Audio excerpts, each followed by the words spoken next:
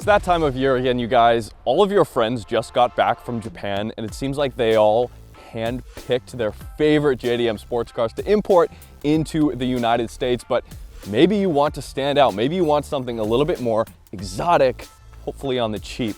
If 1999, last year's legally imported vehicles were like Gran Turismo 2, 3, and 4 in terms of what you could get, the year 2000 is Gran Turismo 5 Prologue. There's like 10 cars, okay? So I'm going to give you that entire list of 10 cars and whether or not I think they are worth it to import here in 2025. And for you guys up here in Canada, the import laws are slightly different. So at the end of the video, I'm going to give you an additional 3 that you can now import in 2025. Let's get into it. All right, so what defines exotic? Well, for the purposes of this video, in this context, I'm going to call exotic no more than 2 doors. So every vehicle I'm about to list has no more than 2 doors, and most of them have the engine behind me. Now, my first pick is probably the most important. It might be, okay? So the 996 911 GT3. The 996.1, the original, started production in 1999. So the early ones have been legal for maybe 5 or 6 months now. But the important thing is we never got the 996.1 GT3 here in North America. We only got the .2 that came out in 2004. Of course, 3.6 liter NA flat six behind you. They rev really high. They're just, I mean, it's the Metzger engine. You guys all know at this point, really robust GT3. It was the first it was the first water-cooled GT product. Of course, the 2.7 RS was beforehand, but as far as the GT lineup goes, it is the cheapest. Yes, so what does that make the 996.1 potentially good for? Well, a track car. And they did build a Club Sport version which had bucket seats, sound deadening, shoved out of the way, and I believe it actually had a fire suppression system as standard. So 996.2 GT3s are selling for between $90,000 and $140,000 USD at auction here, whereas I saw a 996.1 GT3 for $62,000 USD in Germany. $40,000, maybe $30,000 less than the .2. Now, yes, the .2, it revved higher, it got a ton of suspension tweaks, a ton of upgrades. My argument, is it worth it? Yes, if you're maybe going to use it as a track car. That, I mean, to save between $20,000 and $40,000 on a GT3 is huge, and the fact that it is the cheapest Porsche 911 GT3 is a huge deal. That brings me to my next pick, the 996 Turbo. Yes, we got 996 Turbos. First year, I believe, was 2001 for those. Is it worth it? The prices aren't really that different, I would say. There's just more to choose from. So 996 GT3, 996 Turbo, yeah, you might not like the way they look in particular, but great buys. Okay, next is the Tuscan Speed 6 by TVR, a car I've only seen in person once. I actually saw one maybe 10 years ago here in Canada when they first became legal to import. Crazy to see on the road, another car from Gran Turismo. Not the typical Gran Turismo stuff, but very interesting car. NA, straight 6 under the hood. They don't look that great, I don't think. It's kind of an awkward car, but if you're one of those people that really need to stand out, like if you own a Suzuki Via Cross or a Subaru SVX, then maybe a Tuscan Speed 6 is right up your alley, although it will cost about 4 times as much, 5 times as much as either of those cars. They go for about $140,000 USD. And from what I've seen, they're pretty much the same wherever you get them. They did not make a lot of them. Is it worth it? Probably not, especially considering getting parts is not going to be fun. It's one thing to get parts for a Nissan, Toyota, right? There's global supply chains, etc.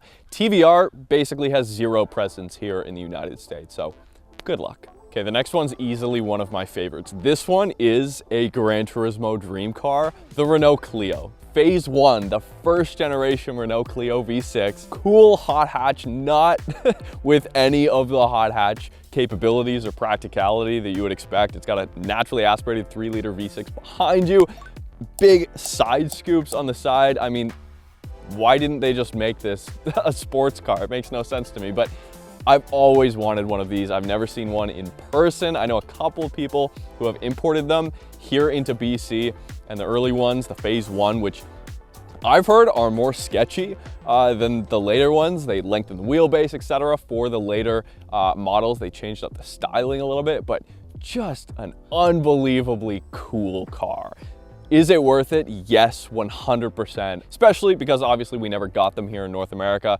They go from anywhere from $35,000 to $50,000 USD from what I've seen. Parts, maintenance, those kind of questions, that's up to you. Any of these cars, I think that's a given. You need to be able to either have a contact list in which you know someone who you can just throw your car at, or just be willing to learn yourself and take it upon yourself to fix it in your own garage. But the big question with this one is, are you going to be able to find one? They are incredibly rare. Apparently for the Phase 1 cars, the first couple model years, they only built about 1,600 of them worldwide. Good luck. Good luck and Godspeed, you guys. Speaking of rare vehicles, the next one was never sold here in North America. I have seen a few of them in the United States. Apparently, people got their hands on them in the first couple years. Well, they were only in production for 2 years. I don't know how, but the Lotus Exige S1. So take the Elise, widen it, beef it up, make it a hardtop. It's the first generation Exige. It was never sold here, and they only built 604 of them from what I've seen. Yeah, that's slightly less rare than a 997 GT3 RS 4.0 by like 4 cars. So yeah, I've driven one of these. It is an exceptional car. It's not a car in the sense of something you would want daily. If you have a coffee, it's gonna end up everywhere in the cabin in 2 seconds. It's visceral. It's got a naturally aspirated 1.8 liter Rover engine behind you. Again, parts, reliability, I don't know. This was before Lotus went to Toyota engines. Keep that in mind. Is it worth it? 100%. I would get this as like a 5th car. This is not a first car. It's not a daily, but there are few vehicles on the road that can match just the visceral feel of a mid-engine Lotus. And yeah, the memory of that day when I drove the Exige S1 that I did is forever etched into my mind. Just twitchy, frightening, and amazing to look at. Okay, the next one is pretty obvious to me. Ferrari 360. Launched in 1999. Yes, it was sold here in North America.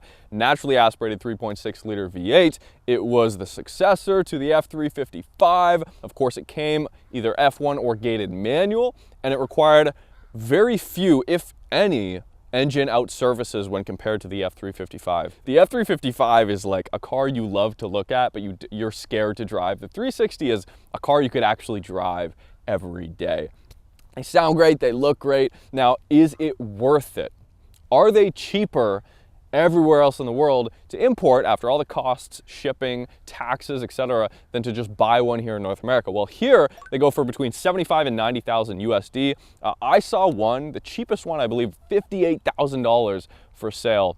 The argument here is buy a cheap F1 car if you can from anywhere else in the world, import it, manual swap it, drive it for a little bit, and sell it for a profit. So worth it, I would say, only if your plan is to manual swap, because a lot of the cars coming out of Japan don't have service histories anyways. A lot of them have ridiculous body kits that you're gonna have to tear off if you get one for cheap. So if your plan is to modify it anyways, probably worth it. Cool car though, yes, absolutely worth it. So while I was editing, I found this one that sold in the US 8 months ago for $50,000 USD. So apparently you can find deals in the US too. They just might be tougher to find and take longer to scope out. Keep in mind, the owner of this yellow one was silent during the entire auction process. The car had high mileage for a 360 and an accident history. So take your pick, but the global market is now open for these. Super exciting. Okay, the next one's also obvious. Silvia S15 Varietta, naturally aspirated SR20, and you could spec it either 5-speed manual or with the automatic. Obviously, get the manual if you can. I've driven one of these cars. They're a little bit more sluggish than the Hardtops, of course, that goes without saying. They're a little bit heavier, they're less fun to drive, but it's a novelty item. This is jewelry in the JDM community. It's a really cool experience. The cool factor's off the charts, and they go from anywhere. I mean, I saw a really clapped out one sell for about $12,000 at the auctions. After imports, you're probably looking at closer to $20,000 USD, all the way up to like $40,000 for a nice one, or higher, because they are very rare. Worth it? Yes. Okay, so this next one is a car we never got here, a car I've never seen in person, Opel Speedster, or the Vauxhall some number letter combination, I don't know. Anyways, this car is a tiny little mid-engine roadster that's based off the Lotus Elise, although it has a GM turbocharged 4-cylinder behind you. Very strange car. I don't see anyone importing these. I don't think this is worth it. That's just me based on the styling of the car. I would much rather have a Lotus Elise. They're not expensive, probably cheap to maintain, but not for me. Okay, this next one has a real argument. Okay, Honda S2000. Yes, it was sold here in North America. The AP1 models, of course, rev higher, 2-liter instead of the later 2.2-liter. Front engine, front mid-engine, rear-wheel drive. And you can import a right-hand drive version. Now, word on the street is the AP1s in Japan had a slightly higher compression ratio, probably due, well, it was due to the higher octane fuel, the better fuel they had over there. So incremental upgrades over the ones we got here.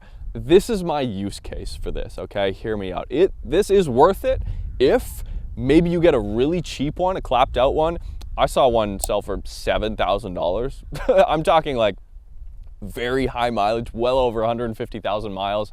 But for cheap, throw a cage at it and go drifting.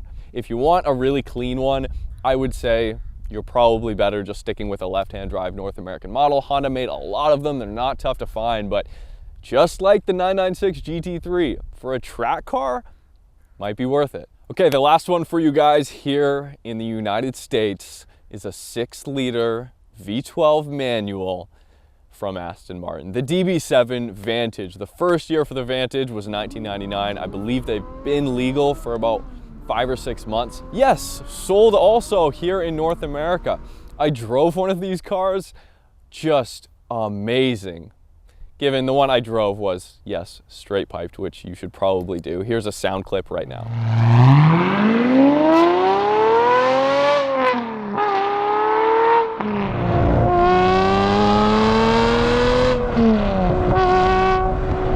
Yeah, that's my argument. There's nothing else I need to say. It is, as far as I can tell, the cheapest V12 manual you can buy, period. And it looks amazing. Not as good as a DB9 or the later V8 Vantages or V12 Vantages, but looks great nonetheless, sounds amazing.